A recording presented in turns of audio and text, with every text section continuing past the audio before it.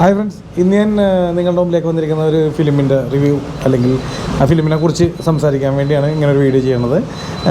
നമ്മുടെ തിയേറ്ററുകളിൽ ഇപ്പോൾ ഓടിക്കൊണ്ടിരിക്കുന്ന വിശേഷം എന്നുള്ള മൂവി, പുതിയ പടങ്ങൾ മിക്കതും തന്നെ മിസ് ചെയ്തിട്ടുണ്ട്. കാണാൻ സമയം കിട്ടുള്ള ഓരോരോ കാര്യങ്ങളായിട്ട് തിരക്കുമാണ് അതിൻ്റെ സാഹചര്യം. അപ്പോൾ വിശേഷം എന്നുള്ള മൂവി ഞാൻ കഴിഞ്ഞ ദിവസമാണ് കണ്ടത്. ഇപ്പോൾ എനിക്ക് തോന്നുന്നു 1-2 തിയേറ്ററിൽ ഇറങ്ങിയിട്ട് കഴിഞ്ഞ ദിവസമാണ് എനിക്ക് കാണാൻ സാധിച്ചത്.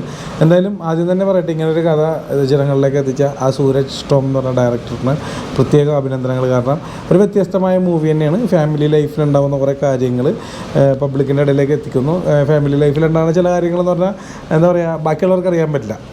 ഫാമിലി ഇല്ലാത്തവർക്ക്, ഇപ്പം ഞാൻ മാരീഡല്ല, അപ്പോൾ പറഞ്ഞിട്ട് പിന്നെ വേറെ കാര്യം പറയുകയാണെങ്കിൽ മാരീഡ് അല്ലാത്തവരോട് എന്തായി കല്യാണം ആയില്ലേ, കല്യാണം കഴിക്കണില്ലേ, അല്ലെങ്കിൽ കല്യാണം കഴിച്ചാലും വിശേഷമായില്ലേ, ഇങ്ങനെയുള്ള കുറേ ചോദ്യങ്ങൾ അറിയാമല്ലോ. ഇതൊക്കെ അനുഭവിച്ചേക്കണവർ അത് മിക്കവരും തന്നെ അനുഭവിച്ചിട്ടുണ്ടാകും. 10-9 പേര് അനുഭവിച്ചിട്ടുണ്ടാകും, 10 ചിലപ്പോൾ 10 പേര് അനുഭവിച്ചിട്ടുണ്ടാകും, അങ്ങനെയാണ് പറയേണ്ടത്.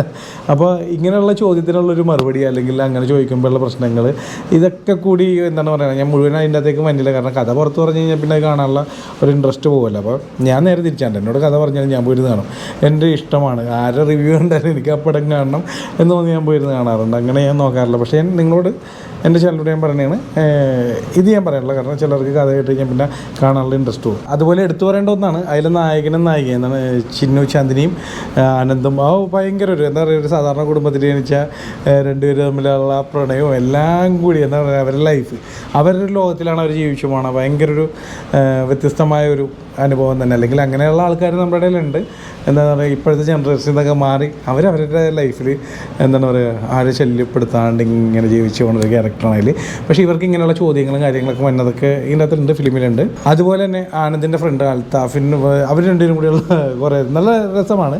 കുറച്ച് ചെറിയ ലാഗൊക്കെ അവിടെ ഇവിടെയൊക്കെ വന്നിട്ടുണ്ട്, എനിക്ക് തോന്നിയൊരു അഭിപ്രായമാണ്. പക്ഷേ എന്നാലും ആ ലാഗിനെയൊക്കെ തരണം ചെയ്ത് അടുത്ത ഒരു എന്താ പറയുക, ഒരു കോമഡി അല്ലെങ്കിൽ മറ്റൊരു സബ്ജക്റ്റ് അതിൻ്റെ ഇടയിൽ വന്ന് അങ്ങോട്ട് തരണം ചെയ്ത് പോകുന്നുണ്ട്. നല്ല വ്യത്യസ്തമായിട്ട് തന്നെ ഷൂട്ട് ചെയ്തിട്ടുണ്ട്. അപ്പോൾ എന്തായാലും ഫാമിലി ലൈഫിലുള്ള ഇഷ്യൂസൊന്നും ആരും തന്നെ പുറത്ത് പറയാറില്ല.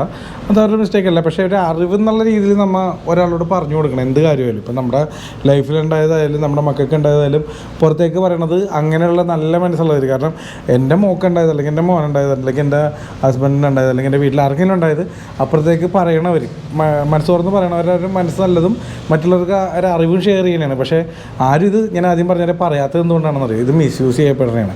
അതുകൊണ്ടാണ് വിശേഷമായില്ലേ, കല്യാണം കഴിച്ചില്ല എന്നൊക്കെയുള്ള ചോദ്യം. അപ്പോൾ ഇങ്ങനെയുള്ളവരിലേക്ക് ഇത് കിട്ടിക്കഴിഞ്ഞാൽ അത് എന്താ പറയുക, മനോരമ പേപ്പർ വരെ തോറ്റു. അപ്പോൾ അങ്ങനെയുള്ളൊരു കാര്യം കൊണ്ടൊക്കെയാണ് പറയാത്തത്. അപ്പോൾ അതൊക്കെ ആയിട്ട് റിലേറ്റഡ് ആയിട്ടുള്ളൊരു സ്റ്റോറിയും കൂടിയാണ് ഞാൻ പറയുന്നത് നിങ്ങളോട്. ഞാൻ പറഞ്ഞില്ലേ, ഈ നമ്മുടെ നന്മ വളരെ രണ്ടുപേരൊക്കെ എനിക്ക് ചോദിക്കണം.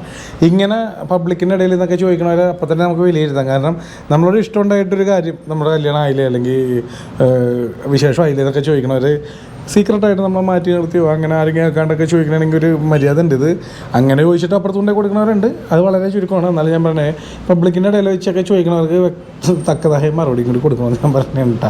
അപ്പോഴത്തെ സാഹചര്യങ്ങളെ ബേസ് ചെയ്തായിരിക്കും നമ്മുടെ മറുപടി പോകണത്, വേറെ കാര്യം അല്ല. ഇതൊക്കെ ഉണ്ട് ഈ ഫിലിമിലുണ്ട്, ഞാൻ മുഴുവൻ അതിലേക്ക് വരില്ല. അപ്പോൾ എന്തായാലും നിങ്ങൾ കാണുക. അതുപോലെ ഞാൻ പറഞ്ഞിരുന്നു, ഇതിൻ്റെ ഈ പടം ഡയറക്റ്റ് ചെയ്തിരിക്കുന്ന സൂരജ് ടോം ആണ്. അതുപോലെ പ്രൊഡ്യൂസർ അനി സൂരജാണ്. അതുപോലെ എന്താണ് ഇത് എഴുതിയിരിക്കുന്നത് ആനന്ദ് മധുസൂദനൻ തന്നെയാണ്. നല്ലൊരു സ്ക്രിപ്റ്റ് തന്നെയാണ്. അതുപോലെ ഒരു വേറെ കാര്യം എടുത്ത് പറയേണ്ടതെന്ന് വെച്ചാൽ ജോണി ആൻ്റണി ചേട്ടൻ, അതുപോലെ വിനീത് തട്ടിലൊക്കെ ചെയ്തിരിക്കുന്ന റോള് നല്ല വ്യത്യസ്തമായിട്ട് തന്നെ ജോണി ആൻ്റണി ചേട്ടൻ്റെയൊക്കെ റോൾ അതിൽ കൊണ്ടുവന്നിട്ടുണ്ട്. കാസ്റ്റിംഗ് ഒക്കെ നല്ല രസമായിട്ടുണ്ട്. അപ്പോൾ എല്ലാവരും എടുത്ത് പറയാൻ എനിക്ക് പെട്ടെന്ന് കിട്ടാനുള്ള അതുകൊണ്ടാണ്. അപ്പോൾ ഇതും കൂടി എൻ്റെ വീഡിയോയിൽ ഉൾപ്പെടുത്തിയാണ്. അപ്പോൾ എന്തായാലും സമയം കിട്ടുകയാണെങ്കിൽ എല്ലാവരും തന്നെ തിയേറ്ററിൽ പോയി കാണണമെന്ന് റിക്വസ്റ്റ് ചെയ്യുന്നതാണ്. കണ്ടിട്ട് നിങ്ങളുടെ അഭിപ്രായങ്ങൾ നമ്മുടെ കമൻറ്റ് ബോക്സിൽ രേഖപ്പെടുത്തണമെന്ന് പറഞ്ഞാൽ കേട്ടോ. ഞാൻ വളരെ ചുരുക്കിയ ഫിലിമിൻ്റെയൊക്കെ റിവ്യൂ ചെയ്തിട്ടുള്ള എന്തായാലും ഭാവിയിൽ നമുക്ക് നോക്കാം, ചെയ്യേണ്ടതാണെങ്കിൽ കൊണ്ടുവരാം അല്ലേ.